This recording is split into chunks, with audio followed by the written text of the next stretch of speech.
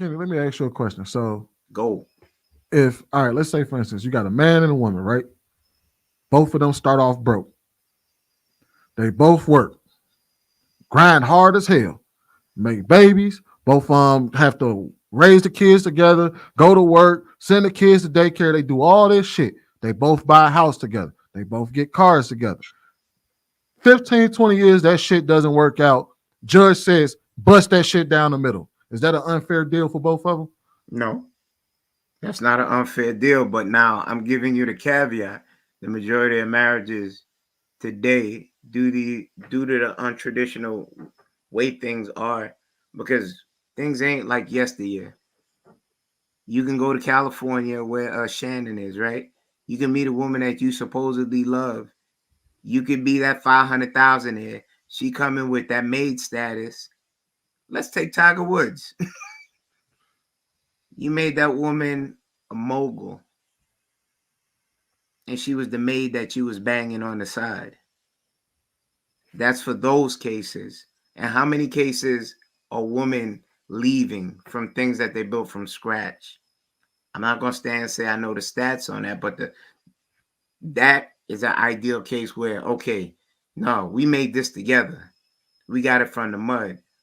But the majority of stories you hear are men left penniless, broke, running from child support because that contract. Well, that actually goes and proves Klaus' point, which I was in agreement with, which is I need you to sit here and build this shit with me because if it's all said and done, he even said it. Yeah, if we have to split and they say we're gonna give her half, you deserve it at this point. You was sitting there putting the shit together right along with me. You was there for the long nights and late mornings and I mean early mornings and late nights and all of that. So at that point, I don't think any man will have a problem splitting and losing half his shit to a woman that actually did something.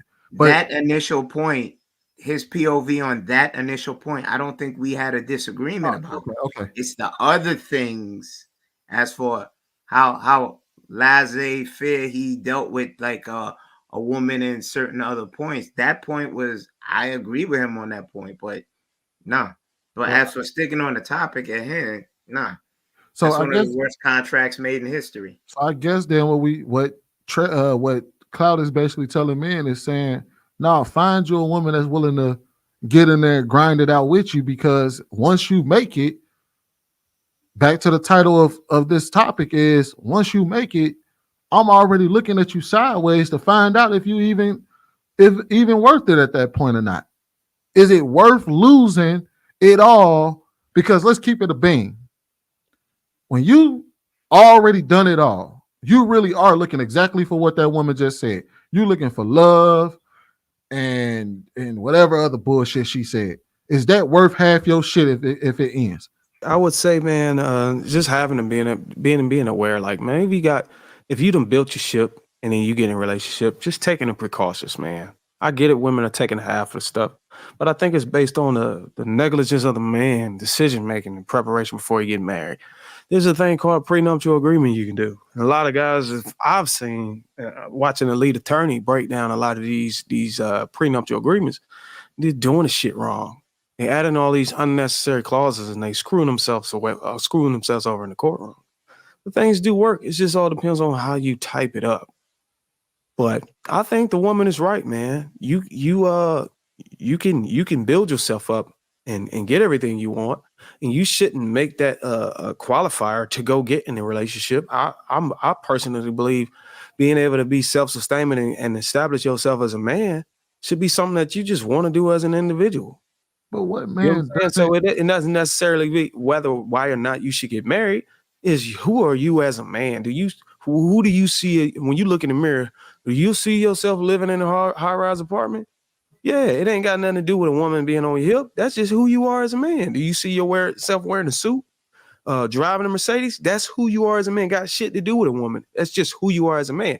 Now, whenever you have those things, we have to agree that there's certain women that are attracted to those. A lot of women are attracted to those things, but there's certain women that you're gonna, they're gonna have to meet a criteria for you because you are liked by many women. You get what I'm saying? A lot of women want you, so you're gonna want to get the best Basically, once you level yourself up to a certain point, you're gonna want the best you can get, point blank. That's the whole point of that. There are women dropping niggas who got the pick of the litter right now, left and right. But we're doing the same thing women do whenever we say, "Oh, there's men that do that." We're talking about exceptions. There's literal evidence that women are dropping men left and right. There is no leverage in those scenarios. There's no leverage in what scenario? In those scenarios that you're talking about, where you're talking about these dudes who done leveled up and had all this money and they got the pick of the litter, they women are leaving them left and right. And why? Because they have the leverage of being able to leave his ass and take his shit with them. There is no leverage in that scenario. Listen, I'll follow you on that.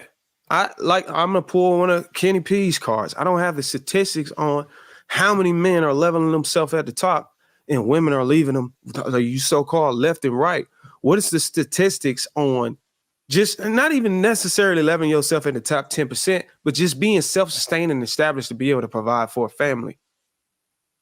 You're saying that majority of the relationships are failing, even at that point. No, I didn't say that. Okay, that's what I'm saying. Like, I think you're talking about an exceptional cases. No, I'm saying my recommendation. If I'm giving a recommendation to a group of men that's starting out, that's going out here to work, I'm gonna say, hey, look, get yourself to where you want to be, not based off of the woman you want, but where do you see yourself as a man, and where you okay with being at that position as a man, then go and date. And if you're not there, hold off until you get there. That's the recommendation. Prerequisite for dating. Huh? Why does that need to be a prerequisite for marriage? If you that guy, you're gonna be that guy whether you're married, dating, or not. It doesn't matter. You're gonna get where you're gonna go anyway. Because that's what kind of man. I'm not saying it's a prerequisite for marriage. It's just a prerequisite for you being comfortable and having an ease of mind of who you are as a person. You found your identity and your purpose in life, and you're comfortable with who you are when you approach the person that you're gonna turn the cards in for. Like, this is who I am. This is all that I have. This is all I am. This is my entire body of work. What do you have in return for that, lady? So you're speaking about being self-actualized, right?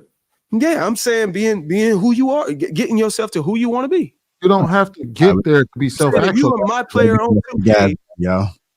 We got making yourself a 99 overall. If you see yourself as a 99 overall, shit, grind to you a 99 overall. That's all right, go ahead, Luis. Yeah, no, it's been a good conversation. I mean, I would say this, based on what some of the brothers have shared, some men are falling in love and some women are falling in business. That we need to be very clear about what is being talked about out here by women, what are women teaching other women, and where the finesse lies, right? You guys cannot be out here, most dudes cannot be out here, wide-eyed, bushy tail, and thinking that it's all rosy. A lot of these chicks have an agenda, and you just have to understand it. With that being said, there are some men who are looking for a co-pilot, and there are some men who are looking for a flight attendant. You have to understand what type of man you are and what you're looking for specifically, to Clout's point and to Darwin's point, because, although they seem on the opposite end of the coin, but they both circle around and bring pretty much home. And as far as, the topic is concerned, I mean, one of the things that I kind of wrote down and I thought about, so we kind of built a society already that has everything from Uber Eats to delivery to dry cleaners to, you can have your groceries sent to your house. You know what I'm saying? You could have a calendar, you know what I'm saying? AI calendar, or you can hire someone overseas that oversees your schedule and stuff like that. We have automated and streamlined our life in such a way where we kind of don't need each other, although we do need each other because we are better together. But with the advancement of technology, it's created a cloud, of illusion that, I have all these things, you know what I'm saying, that streamline my life from, whether working out, eating, traveling, etc., that I don't need this person, men and women alike on both sides of the aisle. But to just kind of talk about the topic at hand, I think a lot of men will do better in terms of, they won't eat out as much. They'll be a lot more healthier and more cautious about certain things. You know what I'm saying? I think that it's also important to have somebody in that corner, because the woman in the video talked about, you know, having a supportive, you know, someone that who's supportive, nurturing, and all those things. You can't necessarily get that from an empty vessel. You know, I think a lot of people are trying to draw blood from a stone that there isn't no life. And although those things create a particular type of environment, one of the things that we have to come to grips is that today the single life and the loneliness is being pushed more and more heavily, and people are further drifting away from what the family lifestyle is, or coming to create a sort of unionship between people.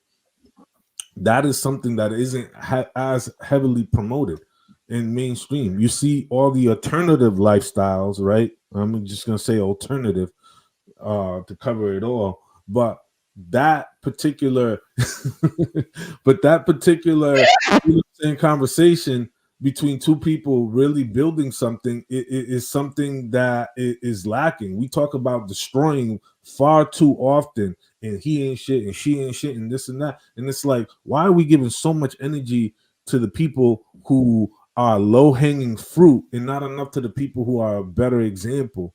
You know what I'm saying? I know we tend to kind of lean on the celebrity kind of angle, but however, there's a guy who's Mr. Johnson or Mr. Williams, who's right down the street, who's been married for 20 to 25 years, who has a wife, who has 2 kids, who he put through college, who is a proud member of his community, who you know what I'm saying, who's also an advocate. There are other examples of healthy masculinity and healthy examples of people who have gone through ups and downs and have made it through. I just think that people want a very fast-paced kind of lifestyle, and understand that you know, a flame that burns really quickly will engulf itself and it will slowly be put out.